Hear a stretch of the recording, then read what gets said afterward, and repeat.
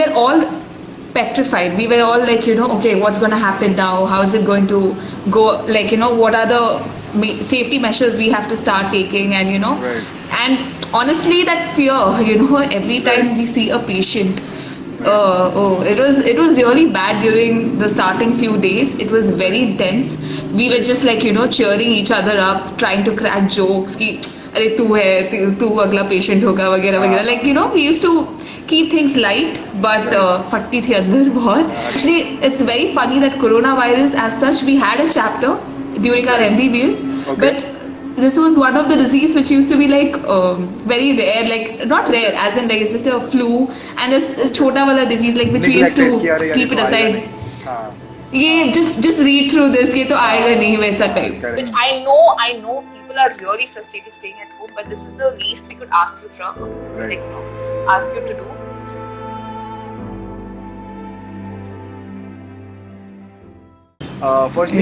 Firstly, it's great to be interviewing you because I mean there are no off days. As I was saying, there are no off days for doctors and nurses because in this times of pandemic, you're doing a fantastic job. So kudos to you. Salute from all our ends. Yeah, it's a team effort. Everybody's putting in their day in, day out, everywhere in the hospital, everywhere across India, and just playing their part, doing their bit, how much ever they can. So that's how it is. That's how we all function all the time. At least in our profession, in the whole healthcare system, that's how we are. So it's always us.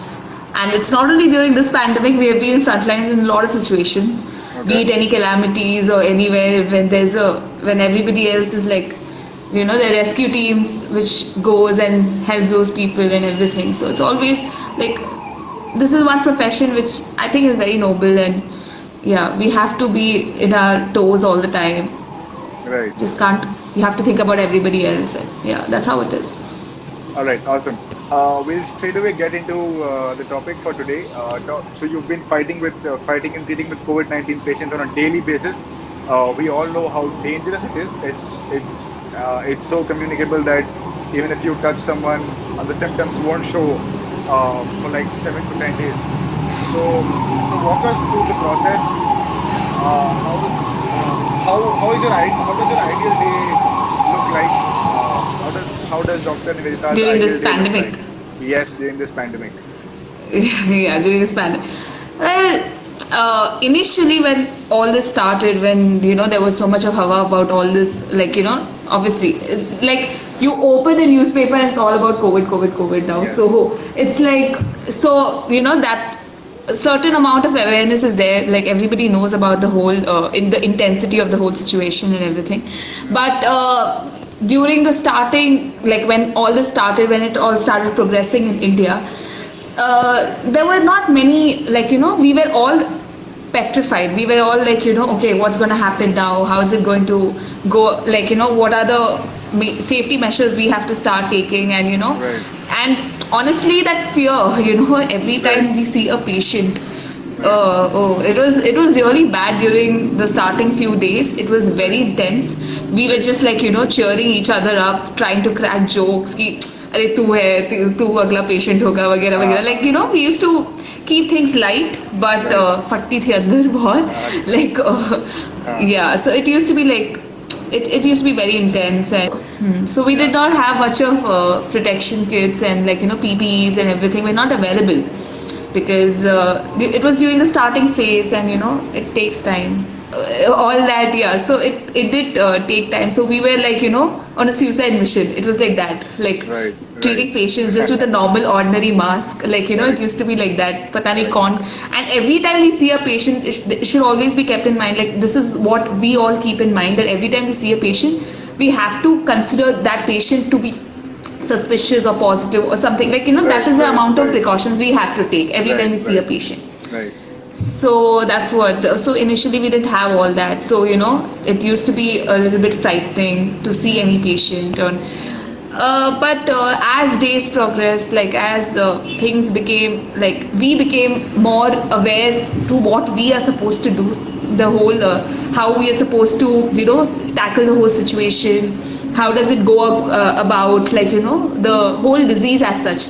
Actually, it's very funny that coronavirus as such, we had a chapter during our MBBS, but this was one of the disease which used to be like very rare, like not rare as in like it's just a flu, and a chota wala disease like which we used to keep it aside. ये just read through this, ये तो आएगा नहीं वैसा type. Correct. And then now everybody's like marking, this is what we should have studied this page particularly. Because right now there's so many, so it's a pandemic right now. So that's what. So this as and when like everything went across and like, we all got to know how to tackle the situation and everything. So by now, I think things are better. We are more, I must say, even though the cases are like, they've just risen so much. But I think we all are calm now. We all know how to, like, we've just like, we have made our plan. We have made, it's a huge teamwork. So everything seems better now in hospital setup at least, even though cases are increasing and, we have like one whole isolated ward, like one whole floor has been isolated for the patients and everything. So that's how it's there in every hospital. One whole floor gets isolated for all the patients and everything. So, but yeah, we have all the safety kits and we do take up precautionary measures and it's going good right now.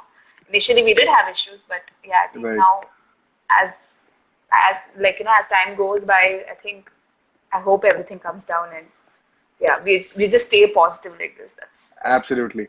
So when I read your story on the Official Humans of Bombay page, I was so inspired, and because we've all been seeing the news every day and reading newspapers. All news are, all the news essentially has just one thing, just COVID-19. So we just wanted to know from a doctor's perspective, because what we do right now is basically, we've been watching news and newspaper. Shreya, my friend here, is saying that there's this concept called e-paper. Okay, thanks for acknowledging that. It's a pandemic and it's a crisis. But then I just wanted to know your perspective, because being a doctor, you're in the hospital, you don't have off days.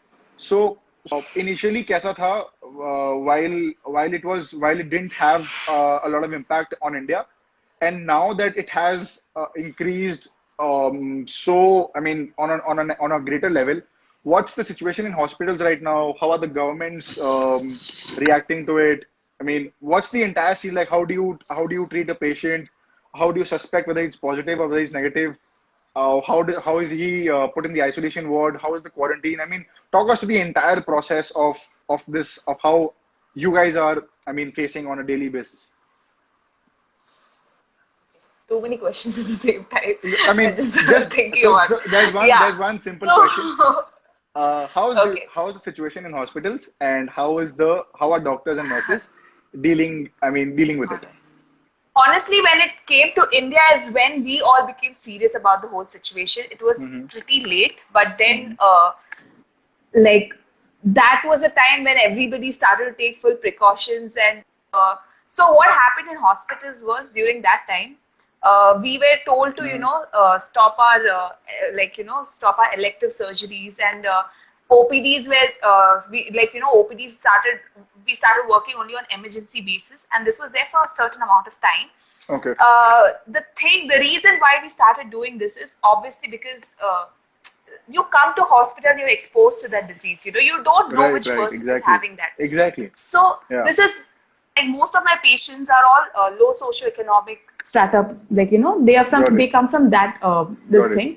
So they are not at all aware about the disease. Right. I feel the only awareness they get is when they come to the hospital, and we start lecturing them about the whole disease. So we like all the time they come. I mean, most of the patients which we deal are with oral carcinomas and everything, the oral cancers and everything. Okay. So when they come and we start looking at them, and then we tell as long as it's an emergency situation, you please come to us. Otherwise, try avoiding hospitals. So what they started telling us is the government is acting stupid by not treating us and even you in private hospitals also you guys are doing the same thing. Right. So we honestly the more we start to explain to them the whole disease, how it is, and especially people of the older generation which comes and all, they are more prone to it. So then they do understand, but then they still, crib about it and everything. But now I think the situation is a bit better because, now people are, there is like, a lot of community spread and like people now are aware of it in community level right now. But initially we had that issue that, nobody used to understand why we are telling them not to, come to hospitals, avoid as much as you can until unless it's an emergency, obviously. So this was the thing in starting. Then slowly people started to understand. But then since I told you that we are dealing with oral carcinomas and all, we had like, since the disease progresses very fast, we just like, we couldn't do much, but we had to take up surgeries, we had to take up OTs, like, we didn't have that break that, like, even though it's a planned surgery, we had to go ahead with it. We couldn't avoid that. So, like, surgeries were taken up and everything, but it used to be scary because a lot of procedures which we do, it's like a few life-threatening procedures, like where we make a incision in the windpipe and, like, it's like saying it in a very layman term, like absolutely. The trachea and like because not everybody will be able to understand the technical terms. So just explain it as simply as possible. As simple. So doing all these procedures, like whatever procedures which we do are more like aerosol producing. So they used to be more dangerous because that's how the virus spreads. If like if people know about it, so that's how the virus spreads. So all that issues were there that we are doing these procedures and all, but we had no choice. We had to do those procedures. So that's what. So these were the things which were happening throughout the hospital. Then people started to be very careful. Whatever we were doing, we were thinking 100 times before we started doing any procedure, and we were like being very like extra careful about it. Even like when patients started coming, like from the process of taking swab, like to the like isolating them and their family members. Like recently, one of my patient, she was suspected, so we shifted her, and then like kind of worried for myself also, and it happens. Like, so this is what a life of a normal doctor right now is, constantly worried about themselves as well. Absolutely. Obviously the patients more, because we don't know who is positive every time. It's like so that was my next question. How do you know if someone's positive or not, and how do you take special precautions while treating the patient? Like, because it's so communicable, even if someone coughs, you think that you're at a greater risk of getting the disease. So how do you take that special precaution while treating because initially I think I was reading a story where it said that initially itna protective gear tha nahi. Now everybody has this protective gear. So how does that happen?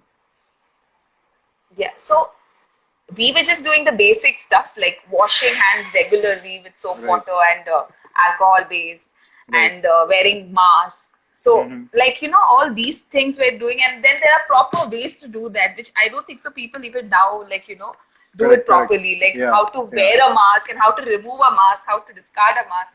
So all that, like those are the simple measures which we were following at that time. But later on, obviously, like things started to become better, and we started to have the protective kit and everything. But like even after all this, you don't know, like like the thing is, like once I took a swab of a patient, like suppose I'm not wearing the whole PPE kit, then it's a bit worrisome, it becomes like that. So then slowly everything became better, and everybody started to have a proper PPE kit for taking swabs and everything, and everybody was put in isolation wards, and then like these are highly suspicious patients which I'm talking about. Otherwise, asymptomatic patients are also like we take swab, like we take nasopharyngeal swab, which is like through the oral cavity going upwards, and then just taking the swab like that. So like that whole process was going across, and then afterwards we have to wait patiently for 2-3 days for the results to come. And tab tak hum log ko matlab, so that's how it is. First we have to see the symptoms, like in COVID OPDs, that's how we segregate the patients, whether they're highly suspicious or whether like asymptomatic.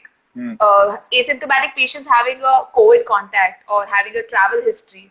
So all these so these people are highly suspicious. Or patients having like symptoms of like fever, cough, difficulty in breathing. like then later on diarrhea, which are like very less sort of symptoms. Okay. So these things we used to like we have to segregate the patients, and then once like the moment because even ward patients are at high risk, so the moment one of them develops these symptoms and everything, we immediately shift them to isolation ward. But before that, we used to treat them as like normal patients and not a corona patient. So like we are careful with every patient possible, but then thoda like it's a little bit light with them. So then afterwards, like it becomes a bit like situation becomes a bit tense. Okay. But and then we keep praying for ourselves, and then like अरे बस negative आ जाए बस और कुछ नहीं चाहिए. So how many times are the patients tested? I mean, also in what intervals? Because say for example, एक patient आया, and you do not know whether he's a suspect or whether he's actually a positively tested patient. ठीक है, so suppose उस समय testing हुआ and his result comes out as positive. ठीक है, so after that what's the process? He's put in an isolation ward, then the doctor goes and treats sometimes him. Sometimes it's like these highly suspicious patients are put to isolation ward even before that. Okay, so okay. Like from there we take the swab. Okay. And like I said, we have to wait for 2 days because this is a small, like it's an outskirt in Karnataka. So the sample has to go to Bangalore. Yeah. So the sample goes across, and then it takes time for us to get the result. And then once if it's a symptomatic patient, we treat them just based on symptoms. But if suppose it's an asymptomatic patient, it's just kept under observation. And then we then afterwards we send a second sample also to confirm again. And then afterwards continuous monitoring of the patient, and then we have to send sample like after 5 days, and like it goes like periodically we keep sending a sample unless we get negative. Okay. So it's like that. So how many times is the patient tested? So for example, if you said that a patient walks in and he's put in the isolation ward, and after 2 days or 3 days you monitor the patient, and then so how many times is the patient, for example, एक बार test किया negative आ गया, so do you immediately release the patient, or how's it? No, we have to. No. See, if suppose it's an asymptomatic patient, then okay. But then if it's unless the symptoms regress, and then we get we at least 2 negatives we get, and then we release the patient. So stuff we just keep it in isolation ward, and then we monitor the patient. But if it's asymptomatic, then we see for 1 negative, and then we ship the patient out. All right. So whatever we're doing from the comfort of our homes, taking special care. Not coming in contact with anybody, but you are going in the hospital and treating them. So how do you fight this? I mean, how do you protect yourself? Because you also run the risk of getting because you are coming in contact with them. Like once we hear the symptoms and everything, usually there's a screening OPD where we screen the patients, and then we know okay fine. Suppose anything related to COVID, like it seems like that. So we isolate the patient and we keep, or suppose the patient has a COVID contact history or a travel history, we isolate the patient and we keep, and like isolate, and there's a proper method to use your protection kits. Like it's called donning and doffing. Okay. Where we have to don the kit properly, and then it's like it's a way of wearing your whole kit. So which has to be done like it's a very systematic manner. We have to wear the kit. And then we enter after wearing the PPE alone, and then we enter, have a look at our patients and everything, and we doff in that isolated area only. There'll be one area to don as well as doff there, so that area is So that's the amount of precautions we have to take. One has to take to if suppose you're meeting the patients and everything. As such, in a hospital, the whole floor is isolated and kept for all the COVID patients. I think most of the hospitals right now are doing that. Some hospitals are having the whole one whole block itself has COVID patients and everything. So so it's very much segregated from normal patients, so that we can take care of the normal patients as well. Absolutely, yes. And obviously like the risk of spread will be less. Okay. So yeah, that's how it is. Like the whole fourth floor in our hospital is isolated for the COVID patients, and the person who will have the duty, like in rotation, everybody does duty where you have to be there for 1 week, and then we get a 1 week quarantine or 2 weeks quarantine. Okay. So it's like it goes in rotation like that. Okay. Yeah. How's the quarantine period for you guys? Because as soon as you treat the patient, uh, at what point in time are you sent for quarantine, and on what basis are you sent? So is it on what basis are you sent? Whether it's for 1 week or it's for 2 weeks? How do you decide that? I mean, In who our decides? hospitals Okay. for 2 weeks. Okay. No, Okay. like the hospital puts up the whole roster. All right. Everybody has to follow that. So Okay. it's like 1 week of being around with the patients, and you have to monitor, you have to take care of everything. This is after the patient gets diagnosed and everything. So then we shift to the fourth floor, and after that, like once they're isolated, there'll be like 2 or 3 doctors who are all the time constantly there with these patients. Okay. And so they are always donned with, like, always the kids are like always in the PPE kits. Yeah. And yeah, so that's how it is. And that's like for 4 hours to 5 hours they're there in the PPE kit without taking it out, which is quite exhausting. And after that, so this happens for a week, and after 1 week, we are kept quarantined, and for 2 weeks. Like the 1 week, you're not supposed to meet someone, you're not supposed to interact with someone. Like you have like certain protocols, and then, in fact, not only that, it's not only people who are doing COVID this thing. It's like a huge amount of sacrifice from all the doctors there in the hospital as well. Like I don't know. There's so many people who haven't met their families for a very, very, very long time. You know, and we have an undertaking we have given that we can't travel anywhere outside this area for for a I think till the lockdown. Like we think that we are positive cases. Like we have to think that we are positive cases because we are a huge source of spread. Right, absolutely. So, but because we are like exposed all the time, but then so all those restrictions are there, those sacrifices are there. Like a lot of doctors have made. I know personally a lot of them, like who have been planning to go to their house for a very, very, very long time. She's sitting right next to me. So like her father is not keeping well, so she's been like trying to go for a very long time, and then the lockdown doesn't help that situation, but it is very much important. So right now you're sleeping in the hospital only? Is there a separate room for all the doctors? Yeah, we have separate. No, like we have our hostels and everything, so we sleep there. But most of the time we are there in hospitals only. All right. Okay. All right. So there's one question that we got from Arup Banerjee. He's asking that I have one question, that is, if anyone having sneezing or nose running issue these days due to temperature change, how seriously should we take care into this? So running nose as such, I mean, it's not a very significant symptom.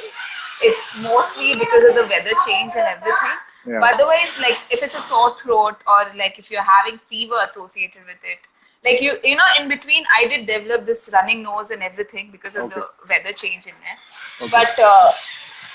But like it was okay until I like once I developed fever was the time like I got myself tested and all. But then otherwise, I think if it's only running nose, it's not a very significant symptom. But I suggest, like, if suppose it's still like persists after you taking your antihistamines or whatever, if it still persists, then you can get yourself checked. But I don't it is not the most important symptom in this in the disease. So it's like more if patient is, if there's no fever as such, then I think you can still be calm about it. All right. Okay. Fair enough. And last question: when do you think will the antidote be prepared? Because we don't know that there are always news. Yesterday there was a news that the Bangladesh doctors have finally found a drug that can fight COVID-19. There's one more news. There was one more news that UK will be able to prepare a drug, an antidote that will fight COVID-19 by September this year. So, what do you think? I mean, by when can we see an antidote? I mean, obviously it's very difficult to say for you as well.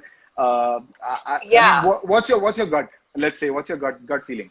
Like, I really can't predict that, because I'm praying and hoping that it comes fast, and so because then that's how herd immunity will that gets spread. But then I cannot say when it's going to when antidote or when a vaccine is going to come. But this is what every day, every time there's some article regarding a vaccine coming up, I get a call. Okay, exactly, so is a vaccine coming? So I'm like, Huh. listen, let's just calm down. Let them do their work. It's taking a lot of time, but then obviously because it's something really difficult, people who are in research and pharmacological side, so they are doing their part of job. They're doing their job.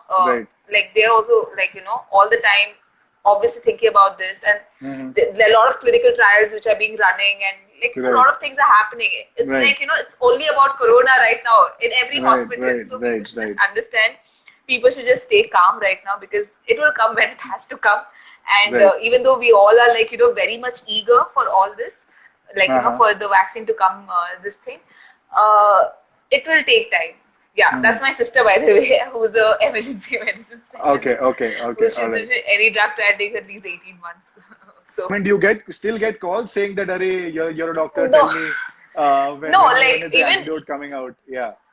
Yeah, obviously 100 times, and there are 100 articles, there are 100 clinical trials which are coming up, and every time I get a call regarding this, and it's all these the prophylactic medications and everything. They're like, can we take this? Can we take that? I'm like, no, it's all taken under monitoring. You can't just take it and then be like, it's not that way, So, but yeah, we just have to stay calm. We just have to be patient with this. So I hope everything ends well, but then till then, do your bit. Just don't be a reckless, person. Just stay calm.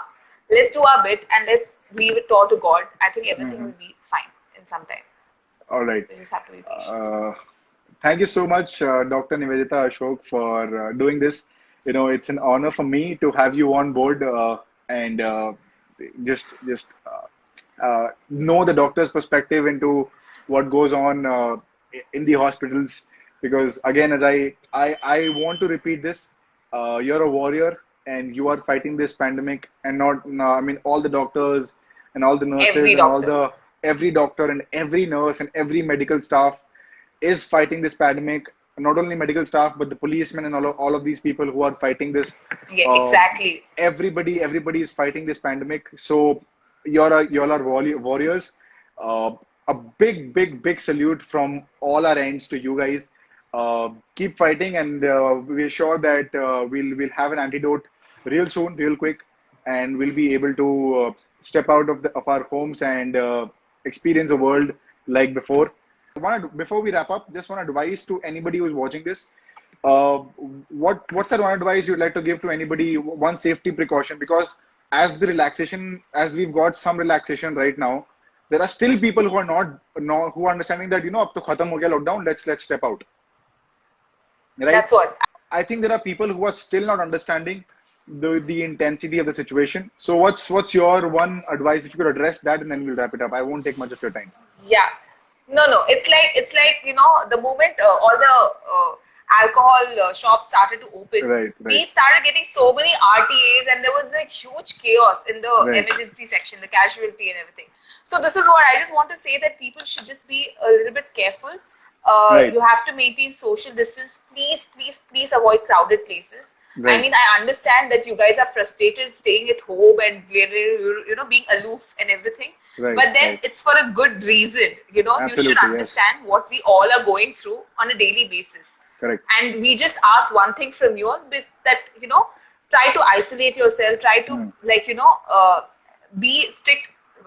Stick to yourself. You have to control yourself. Do not go to crowded places. Just always keep wearing a face mask with properly covering your nose as well as mouth. Right. So there are people I saw. There are people who are wearing the mask and not covering the nose. From here. Exactly. Yeah. It doesn't serve. I know. It doesn't serve any, it's for no good. Right. So that's what these are the small things. You can do your bit by just doing these small things. We're not asking for more. We're just asking for these simple things, which I know people are really frustrated staying at home, but this is the least we could ask you ask you to do. And like, I know there will be a day when you can go around in crowded places and have fun, watch a proper movie and everything. That day shall come. Yes. But be patient till then, please. Yes. All right.